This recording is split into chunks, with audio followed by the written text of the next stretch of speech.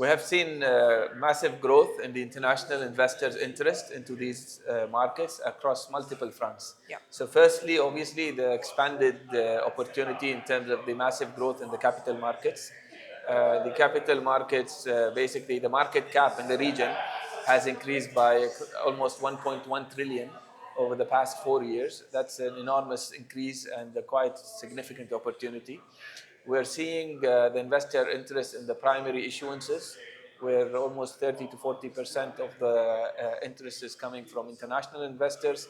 The volumes in the secondary markets have picked up a lot as well.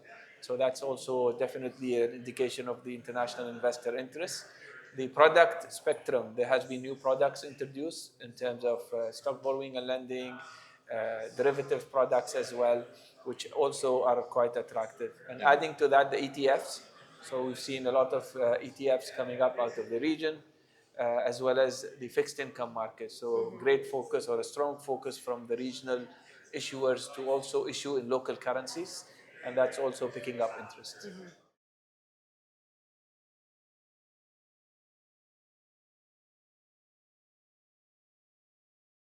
The investor appetite is, I would say, when it comes to this region and to the equities space in that region, the MENA space, very bullish, very constructive. And as I would say as well, you're seeing a new source of global investors and new source of money coming into MENA equities. So overall, very bullish on the MENA equity market, specifically Saudi Arabia and the UAE, where we're seeing like a massive amount of IPOs and new offerings.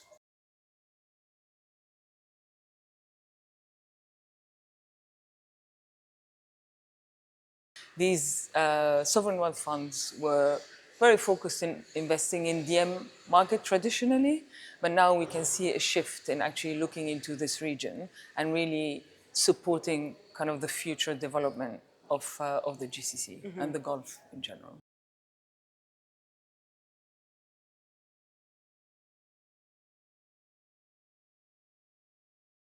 So when it comes to this region, I would say the monetary policy are in place, and they're being very positively received by the international investment community. And when you ask me about EM versus DM equities, the EM equities is what is, like, I would say, the most attractive place, specifically the Middle East, specifically the GCC, and specifically the public equities like the IPO markets and the secondary offerings that we're seeing. So I would say EM versus EM, obviously EM, it offers like higher returns, and they're having their monetary policy under control, and they're doing exactly what international investors want to hear and want to see from them. So EM equities with a specific like focus on the MENA equity space is where I'm seeing the demand, the bullish demand from international investors.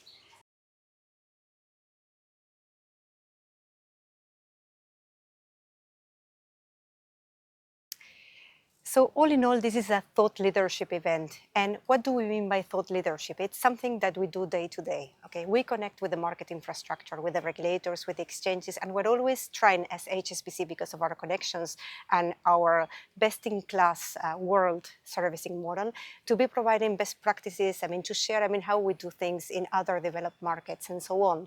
So for a market, and most of the markets in the Middle East are targeting to become developed at a certain stage, you need to get, the feedback from investors coming directly. Yes, of course, as provider of these investors, we can share it, but it's much more important if the feedback comes from them directly. So that's the beauty of our event.